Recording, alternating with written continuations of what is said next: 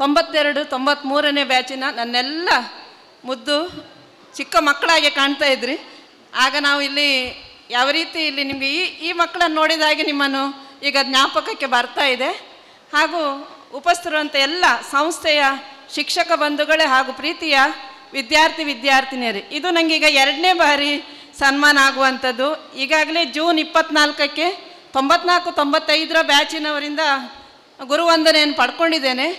ಆಗ ಎಲ್ಲ ವಿಷಯವನ್ನು ವಿದ್ಯಾರ್ಥಿಗಳಿಗೆ ಹೇಳಿದ್ದೇನೆ. ಈಗ ಸ್ವಲ್ಪ 1-2 ವಾಕ್ಯದಲ್ಲಿ ನಾನು ಮುಗಿಸ್ಲಿಕ್ಕೆ ಇಷ್ಟಪಡ್ತೇನೆ. ನನ್ನೆಲ್ಲ ಪ್ರೀತಿಯ 92, 93ನೇ ಬ್ಯಾಚಿನ ವಿದ್ಯಾರ್ಥಿಗಳು ಅತ್ಯಂತ ದೂರದಿಂದ, ಅಮೇರಿಕದಿಂದ, ಬಾಂಬೆಯಿಂದ, ಬೆಂಗಳೂರಿಂದ ಎಲ್ಲ ಇಲ್ಲಿ ಬಂದು ಸೇರಿದ್ರಿ. ತುಂಬ ಖುಷಿ ಆಗ್ತಾಯಿದೆ ನಿಮ್ಮನ್ನು ನೋಡುವಾಗ. ಇಂತಹ ಅನೇಕ ಸಲ ನೀವು ಒಟ್ಟಾಗಬೇಕು ಪ್ರತಿ ವರ್ಷ.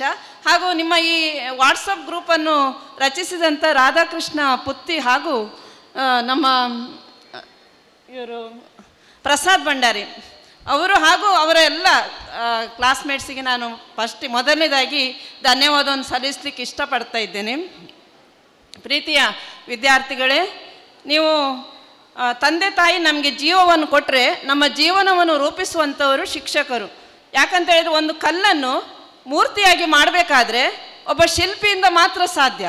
ಅದೇ ರೀತಿ ಏನು ಅರಿಯದಂಥ ಚಿಕ್ಕ ಮಕ್ಕಳ ಮನಸ್ಸನ್ನು ಉತ್ತಮ ರೀತಿಯಲ್ಲಿ ತಿದ್ದಿ ತೀಡಿ, ಆಗೆಲ್ಲ ಬೈಯೋದು ಪೆಟ್ಟು ಕೊಡೋದೆಲ್ಲ ಇತ್ತು. ಈಗ ಎಲ್ಲ ಕಡಿಮೆ ಆಗಿದೆ. ಯಾಕಂದರೆ ಶಿಕ್ಷಾರಹಿತವಾದಂಥ ಶಿಕ್ಷಣ ಈಗ ಬಂದಿದೆ.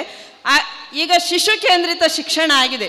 ಅಂದರೆ ಮಕ್ಕಳಿಗೆ ಯಾವುದೇ ರೀತಿ ಬೈಲಿಕ್ಕಿಲ್ಲ, ಹೊಡಿಲಿಕ್ಕಿಲ್ಲ. ಅಂದರೆ ಅವರನ್ನು ತಿದ್ದೋದು ತುಂಬ ಕಷ್ಟ.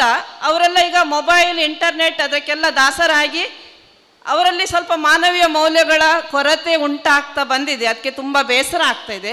ನೀವು ನೋಡಿ ಮಕ್ಕಳೇ, ಈಗ 92, 93ರ ಬ್ಯಾಚಿನ ವಿದ್ಯಾರ್ಥಿಗಳು ಎಷ್ಟು ಒಳ್ಳೆ ರೀತಿಯಲ್ಲಿ ಶಿಕ್ಷಕರನ್ನು ಗೌರವಿಸಿದ್ದಾರೆ ಅಂತ ನೋಡ್ಕೊಳ್ಳಿ. ನಿಮಗೆ ಅವರೆಲ್ಲ ಮಾದರಿ. ಮೊನ್ನೆ 94, 95 ಬ್ಯಾಚಿನವರು ಕೂಡ ಬಂದರು.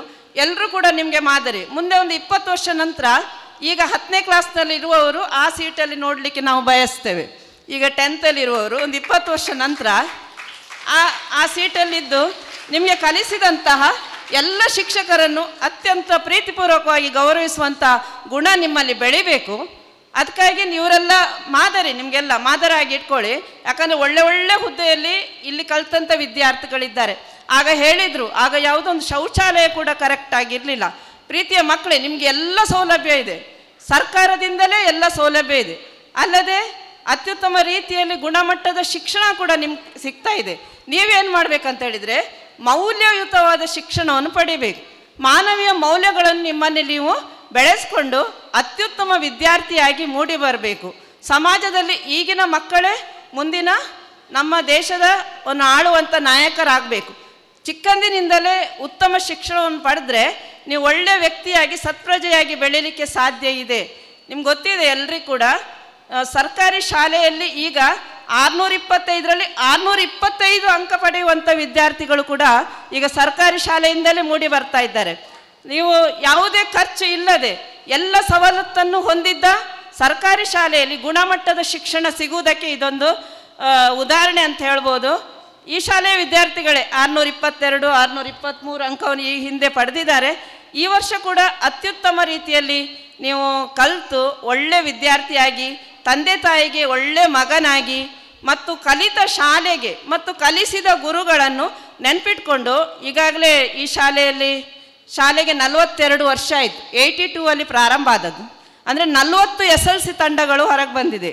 ಮೊನ್ನೆ ನಾನು ಹೇಳಿದ್ದೆ, ಈಗ ಒಂದು 10 ವರ್ಷದಲ್ಲಿ ವಿದ್ಯಾರ್ಥಿಗಳು ಕಲಿತಾ ಇದ್ದಾರೆ. ಅಂದರೆ 30 ವರ್ಷದಲ್ಲಿ ಈ ಹಿಂದೆ ಕಲಿತ ವಿದ್ಯಾರ್ಥಿಗಳು ಒಂದೊಂದು ವರ್ಷದವರು 1 ಲಕ್ಷ ಕೊಟ್ಟರು ಕೂಡ 30 ಲಕ್ಷ, ಇಲ್ಲಿ ಕನಿಷ್ಠ 30 ಲಕ್ಷ ಒಟ್ಟು ಮಾಡಲಿಕ್ಕೆ ಏನು ಕಷ್ಟ ಇಲ್ಲ. ಈಗಾಗಲೇ ಇಲ್ಲೇ STMC ಯಾರು ಗೋಪಿನಾಥ್ ಭಟ್ ಅವರು ಫಸ್ಟ್ ಬ್ಯಾಚ್, ನಾನಿಲ್ಲಿರುವಾಗ 85ರಲ್ಲಿ ನಾನಿಲ್ಲಿ ಸೇವೆಗೆ ಸಲ್ಲಿಸಿದ್ದೇನೆ. ಅವರ ಬ್ಯಾಚ್ನಿಂದ ಪ್ರಾರಂಭವಾಗಿ ಇದನ್ನು ಮುಂದುವರಿಸ್ತಾ ಹೋಗಬೇಕು. ಬೇಬಿ ಮೇಡಮ್ ಅವರು ತುಂಬ ಕಷ್ಟಪಡ್ತಾ ಇದ್ದಾರೆ. ಶಾಲೆಯನ್ನು ಎಷ್ಟು ಚೆನ್ನಾಗಿ ಇಡ್ಲಿಕ್ಕೆ ಸಾಧ್ಯ ಇದೆಯಾ, ಎಲ್ಲ ಬ್ಯಾಚಿನ ವಿದ್ಯಾರ್ಥಿಗಳನ್ನು ಕಾಂಟ್ಯಾಕ್ಟ್ ಆಗಿ ಅವರ ಮೂಲಕ ಎಲ್ಲ ಪ್ರಯತ್ನ ಮಾಡ್ತಾ ಇದ್ದಾರೆ ಬೇಬಿ ಮೇಡಮ್ ಅವರು. ಅವರಿಗೆ ಎಲ್ಲರೂ ಸಹಕಾರ ನೀಡಿದ್ರೆ ಆಯ್ತು. ಈಗ ನಿಮ್ಮಲ್ಲಿ ಕೂಡ, ನಿಮ್ಮ ತಂಡದವರಲ್ಲಿ ಕೂಡ ನಿಮ್ಮ ಸೀನಿಯರ್ಸ್ ಅಥವಾ ಜೂನಿಯರ್ಸ್ ಅವರ ನಂಬರ್ ಇರ್ಬೋದು. ಆ ನಂಬರವನ್ನು ಬೇಬಿ ಮೇಡಮಿಗೆ ಕೊಡಿ, ಅಥವಾ ನೀವೇ ಕಾಂಟ್ಯಾಕ್ಟ್ ಆಗಿ ನೀವು ಕಲಿತ ಶಾಲೆಯನ್ನು ಉನ್ನತ ಸ್ಥಾನದಲ್ಲಿ ಇಡುವಂಥ ಜವಾಬ್ದಾರಿ ಕಲಿತ ಎಲ್ಲ ಮಕ್ಕಳ ಮೇಲೆ ಇದೆ. ಅಂದ ಪ್ರೀತಿಯ ವಿದ್ಯಾರ್ಥಿನಿಯರು, ನೀವು ಕೂಡ ಮುಂದೆ ಎಲ್ಲ ರೆಡಿ ಇದ್ರಿ ಅಲ್ಲ, 20 ವರ್ಷ ನಂತರ 10th ಅವರು ಆ ಪ್ಲೇಸಲ್ಲಿ ಕೂತ್ಕೊಳ್ಳಿಕ್ಕೆ ಮಾತಾಡೋದಿಲ್ಲ? Yes or no?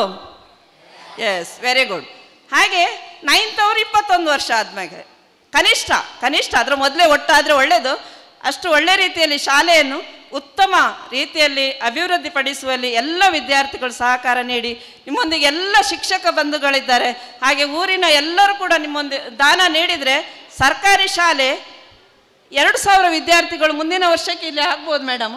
ಯಾಕಂದರೆ LKGಯಿಂದ PUCವರೆಗೆ ಒಂದೇ ಕಡೆಗೆ ಯಾವುದೇ ಖರ್ಚಿಲ್ಲದೆ ಶಿಕ್ಷಣ ನೀಡ್ತಾ ಇದ್ದಾರೆ ಅಂತ ಹೇಳಿದರೆ ಪೇರೆಂಟಿಗೆ ತುಂಬ ಅನುಕೂಲ. ಇದರಿಂದ ಬಸ್ಸಿನ ವ್ಯವಸ್ಥೆ ಕೂಡ ನಿಮಗೆ ಮಾಡಿದ್ದಾರೆ. ಇಷ್ಟೆಲ್ಲ ಅನುಕೂಲ ಇರುವಾಗ ನಿಮ್ಮ ಕೆಲಸ ಏನಂದರೆ ಉತ್ತಮ ರೀತಿಯಲ್ಲಿ ಶಿಕ್ಷಣ ಪಡೆಯುವುದು, ಉತ್ತಮ ರೀತಿಯಲ್ಲಿ ಮುಂದಿನ ಶಿಕ್ಷಣ ಪಡೆದು ಒಂದು 10 ವರ್ಷದಲ್ಲಿ ನಿಮಗೆ ಏನೆಲ್ಲ ಸ್ಕಾಲರ್ಶಿಪ್ ಕೊಟ್ಟಿದ್ದಾರ ಅದನ್ನು ಎಲ್ಲರೂ ಕೂಡ ವಾಪಸ್ ಕೊಡಬೇಕು, ಡಬಲ್ ಮಾಡಿ. ಯಾಕಂದರೆ ಮೊನ್ನೆ ಒಂದು 6 ಮಕ್ಕಳಿಗೆ ಫಸ್ಟ್ ಬಂದವರಿಗೆ 5,000, ಸೆಕೆಂಡ್ ಬಂದವರಿಗೆ 4,000, 3,000 ಕೊಟ್ಟಿದ್ದಾರೆ. ಅಂದರೆ 12 24,000 ಆಯಿತು.